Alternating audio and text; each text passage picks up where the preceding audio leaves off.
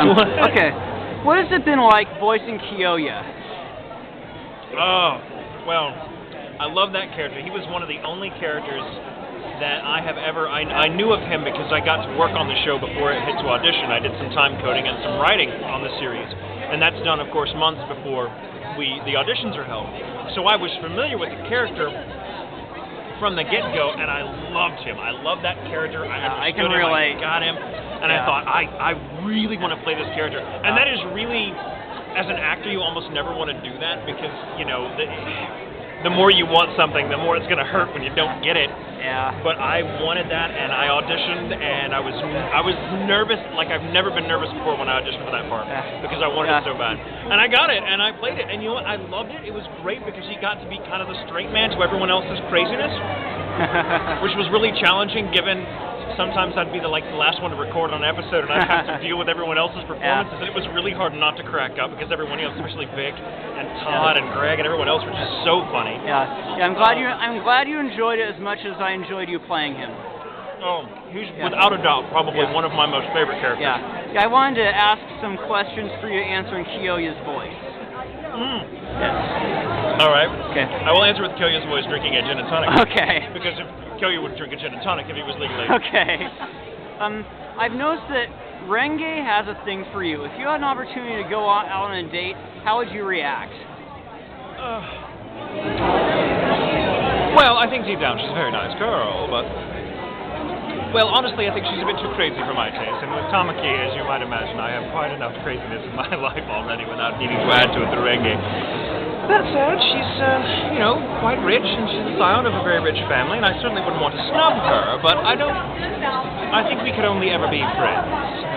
Another question, why does Warren High School have mechanical lifts? Probably because they can. Yeah, I've never seen a building with mechanical lifts in it before. Or monkeys. And how come Haruhi freaked out over Honey having the same blood type as you?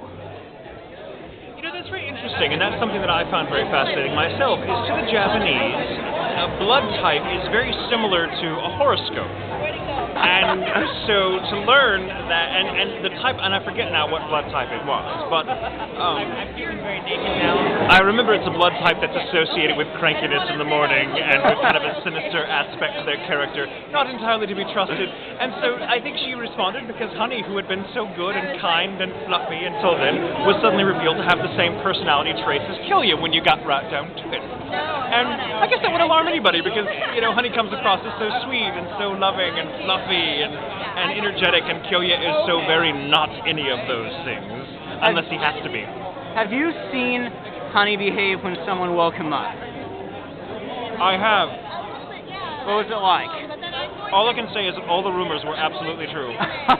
Whoa. Okay, let's see, and now for some more normal questions. What was it like working in School Rumble? School Rumble was really, really cool because any chance I have to work with Rena Valencia she rocks. Is amazing. I think because she is not only one of my favorite directors, she also happens to be, I think, one hell of a voice actress. I got know. The most brilliant, distinctive voice in the world, and she can act to pieces. And that was her magnum opus. She loved the show.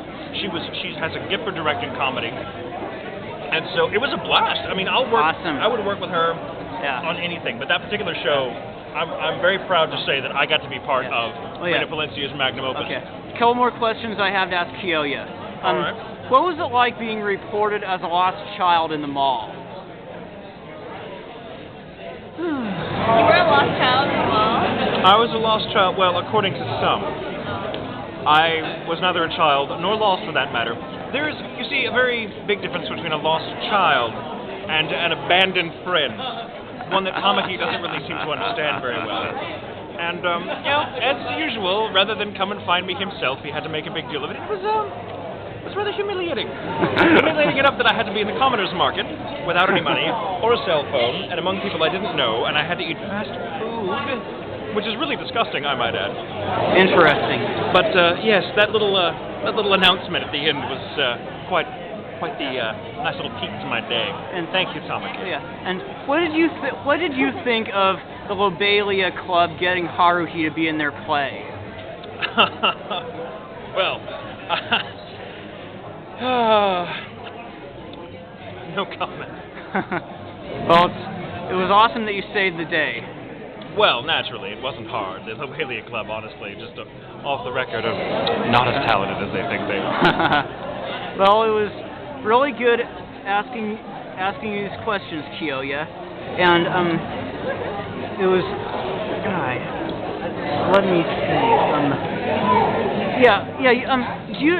I also wanted to mention to you, Kyoya, when you talk next time you talk to the con staff, do you think you could have, or the Washington State Convention Center staff, do you think you could talk to them about installing mechanical lifts? Because there are people who cosplay as Renge, and if there were mechanical lifts in the building, it would be a lot easier for them to be in character. You know, I would certainly be willing to do that, but my only fear would be the safety issues incurred by the errant banana peels. Okay. There's a lot of cosplayers that would just go down at the first sign of a banana peel, and we don't want that to happen because their costumes would get... Makes sense.